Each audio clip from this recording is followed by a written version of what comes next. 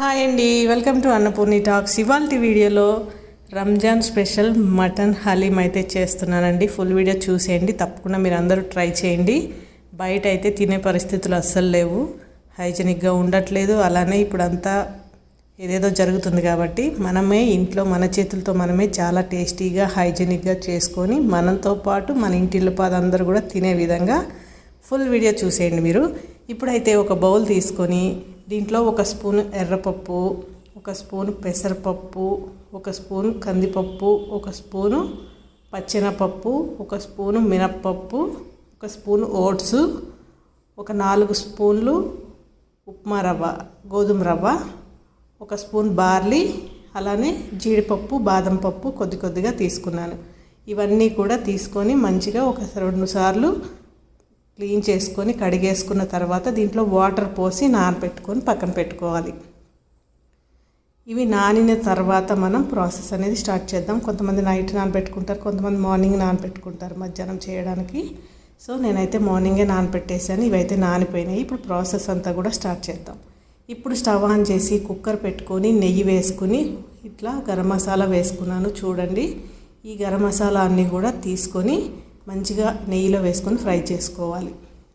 దాని తర్వాత కొద్దిగా ఉల్లిపాయలు తీసుకొని వేసుకొని అవి కూడా బ్రౌన్ కలర్ వచ్చేంత వరకు ఫ్రై చేసుకోవాలి.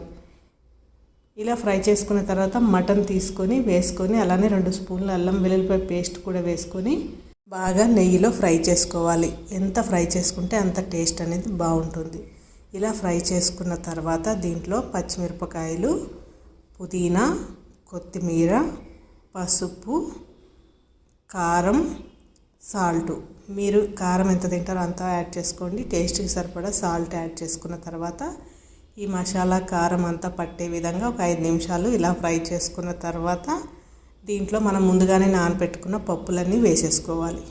ఇలా వేసుకొని కలుపుకున్న తర్వాత ఒక 1/2 లీటర్ వాటర్ అనేది వేసుకోవాలి. వాటర్ వేసుకొని మంచిగా కలిపేసుకొని మూత పెట్టుకొని 7-8 విజిల్స్ పెట్టుకొని పక్కన పెట్టుకొని విజిల్స్ అన్నీ వెళ్ళిపోయిన తర్వాత మూత తీసి చూస్తే ఈ విధంగా కుక్ అవుతుంది. చక్కగా ఇవన్నీ కూడా పొటాటో మ్యాషర్తో కానీ లేదా పప్పు గుత్తితో కానీ చక్కగా మెత్తగా మనం మెదిపేసుకోవాలి. ఈ విధంగా మెదిపేస్తే మనకి చిక్కబడుతుంది. అలానే అవన్నీ కూడా మెదుగుతాయి అంతే. ఇదైతే ఆయిల్ అండి, ఫ్రైడ్ ఆనియన్స్ చేసిన ఆయిల్ వేసేసాను. అలానే కొద్దిగా ఫ్రైడ్ ఆనియన్స్ కూడా వేసి ఇలా కలుపుతూ ఒక 10 నిమిషాలు కుక్ చేయాలి. మంచిగా అవుతుంది. చూశారు కదా, ఈ విధంగా రెడీ అవుతుంది.